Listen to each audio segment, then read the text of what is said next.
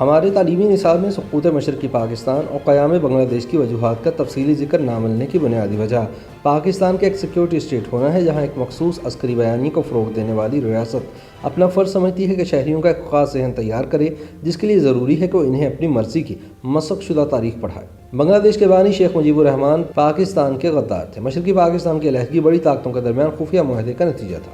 یہ چند ایسے فقرے ہیں جو پاکستان کے منظور شدہ تعلیمی نصاب میں مطالعہ پاکستان کی کتاب سے لیے گئے ہیں۔ اس کتاب میں مشرقی پاکستان کہلائے جانے والے حصے کو وفاق پاکستان کا دایاں بازو قرار دیا گیا، جسے مغربی پاکستان سے اندرونی اور بیرونی اسباب کے باعث علیحدہ ہونا پڑا۔ بنگلہ دیش کے قیام کو اب 50 سال بیت گئے ہیں، مگر آج بھی وہاں سے آواز اٹھتی ہے کہ پاکستان بنگلہ دیشی عوام سے فوج کے ہاتھوں بنگالیوں کے قتل عام کی معافی مانگے۔ بنگلہ دیش پاکستان پر جنگی جرائم کے علاوہ دیگر الزامات بھی عائد کرتا رہا ہے، جس کی تردید بھی اور ریاست پاکستان کی جانب سے تواتر سے آتی رہی ہے۔ لیکن سوال یہ ہے کہ کیا پاکستانی نصاب میں ان الزامات کا یا بنگلہ دیش کی آزادی کے جدوجہد کا کہیں ذکر بھی ہے؟ ہماری نصاب کی کتابوں میں اس موضوع کا تفصیل سے ذکر نہ ملنے کی بنیادی وجہ یہ ہے کہ پاکستان کو فوج نے ایک فلاحی ریاست کی بجائے ایک سیکیورٹی اسٹیٹ بنا دیا ہے، جہاں شہریوں کے سروں پر عسکری شکنجے کس دیے جاتے ہیں اور ان کی سوچ کو ریاستی بیانیوں کے تحت پروان چڑھایا جاتا ہے۔ اس کی ایک وجہ یہ ہے کہ پاکستان اب تک 4 فوجی جرنیلوں کے آمرانہ ادوار حکومت بھگت چکا ہے، جنہوں نے اپنی مرضی کی تاریخ نصابی کتب میں ٹھونس کر ریاستی بیانیاں آگے بڑھایا۔ سوال یہ ہے کہ پاکستان کے دائیں بازو کی علیحدگی کو ہمارے تعلیمی نصاب میں کیسے پیش کیا جاتا ہے؟ پاکستان میں عمومی طور پر 9ویں جماعت میں یعنی 15 یا 16 سال کے طلبہ کو پہلی مرتبہ قیام بنگلہ دیش کے بارے میں پڑھایا جاتا ہے۔ اگر سرکاری سطح پر ملک بھر میں پڑھائی جانے والی تاریخ کی کتب کا جائزہ لیا جائے تو یہ کہنا درست ہوگا کہ سن 1971 کے واقعات کو 2 یا 3 صفحات میں تفصیل میں جائے بغیر پیش کیا گیا ہے۔ اس کے برعکس نجی اسکولوں میں او لیول میں پڑھائی جانے والی پاکستان اسٹڈیز کی کتاب میں پاکستان کے اس وقت مشرقی اور مغربی حصوں میں پیدا ہونے والی رنجشوں کا گو کہ تفصیل سے ذکر کیا گیا ہے، لیکن سرکاری اور نجی نصاب میں مشترکہ چیز یہی ہے کہ آج بھی بنگلہ دیش کی جانب سے لگائے جانے والے الزامات کو بڑی حد تک نصاب میں نظر انداز کیا گیا ہے۔ مشرقی پاکستان کی علیحدگی کے کبھی 14 اسباب پڑھائے گئے تو کبھی 9، اور یہ چھوٹی موٹی تبدیلیاں سیاسی ادوار اور بدلتی حکومتوں کے ساتھ دیکھنے کو ملتی رہی۔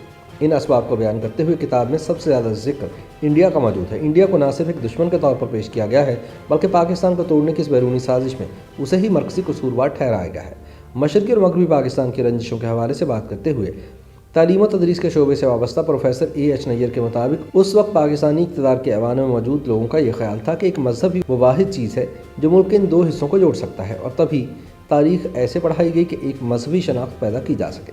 پاکستان میں 9ویں جماعت کے طلبہ کو علیحدگی کی وجوہات میں یہ بھی پڑھایا جاتا ہے کہ نوجوان بنگالی شہریوں کے ذہنوں کو زہریلا کرنے میں ہندو اساتذہ کا ایک بہت اہم کردار تھا، اور ساتھ ہی ساتھ یہ پاکستان کی بدقسمتی تھی کہ بانی پاکستان قائد اعظم محمد علی جناح رحمۃ اللہ تعالی علیہ کے بعد کوئی محب وطن مسلمان لیڈر نہیں آیا۔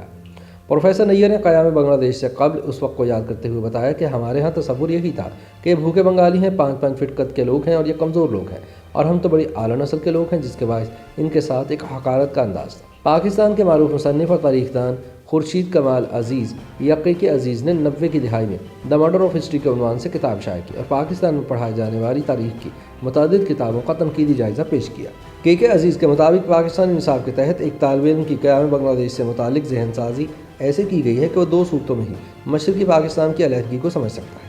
ایک تو یہ کہ مشرقی پاکستان مسائل سے بھرپور اور فطرتاً بے وفا تھا، اور اس لیے قیام بنگلہ دیش پاکستان کے لیے ایک مثبت پیش رفت تھی۔ دوسری صورت یہ ہے کہ طلبہ اسے ماضی میں گزرے غیر اہم واقعے کے طور پر تسلیم کریں۔ ان کے مطابق یہ ایک دانستہ کوشش تھی کہ طلبہ کو سن 1971 سے قبل ہونے والے واقعات کے حوالے سے اندھیرے میں رکھا جائے۔ پروفیسر نیر نے طلبہ کے ذہنوں پر پڑنے والے اثرات سے متعلق انڈیا کا بھی ذکر کیا۔ ان کا کہنا ہے کہ جو اثر یہ چاہتے ہیں وہی پڑ رہا ہے۔ ان بچوں کے ذہنوں میں بیٹھ جاتا ہے کہ انڈیا دشمن ہے اور پاکستان مظلوم۔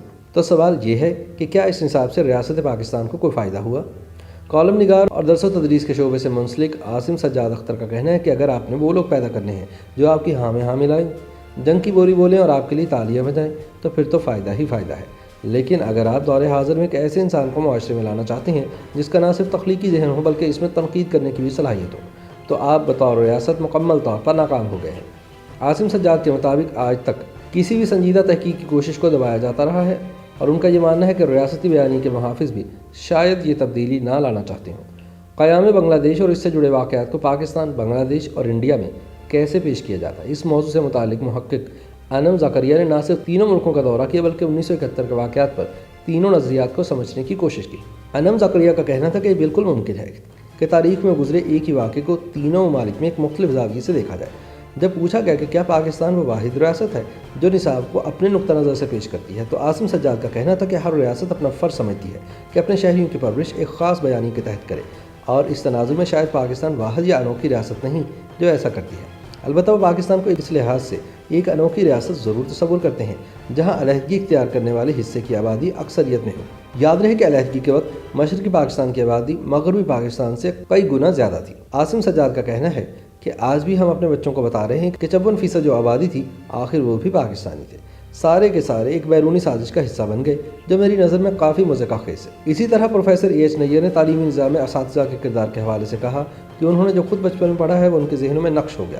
اگر کبھی ان کا پالا ایسے طلباء سے پڑھے جن کے ذہن تجسس سے بھرے ہوں تو انہیں بھی نصاب میں شامل ایسے نعروں کا سہارا لینا پڑتا ہے جس کے بعد بحث کی گنجائش نہیں رہتی۔ ان کا کہنا ہے کہ بہت کم اساتذہ ایسے ملیں گے جو منطق کی بنیاد پر طلباء کے ساتھ ان موضوعات پر بحث کرتے نظر آئے۔ پروفیسر نیر کے مطابق صوبہ خیبر پختونخوا میں عوامی نیشنل پارٹی نے اپنے دور حکومت میں نصاب کو ایک نئے سرے سے ترتیب دینے کا فیصلہ کیا تھا اور نصاب میں قیام بنگلہ دیش کی صحیح وجوہات دینے کی بھی کوشش کی، مگر سن 2013 میں جماعت اسلامی اور تحریک انصاف کی حکومت نصاب کو واپس اس پرانی شکل میں لے گئی۔ یعنی بات پھر وہی ہے کہ اس ملک میں ہر حکمران نصاب کتب کے ذریعے طلباء کو اپنی مرضی کی تاریخ پڑھانا چاہتا ہے، اور اسی کو مرڈر آف ہسٹری یعنی تاریخ کا قتل کہتے ہیں۔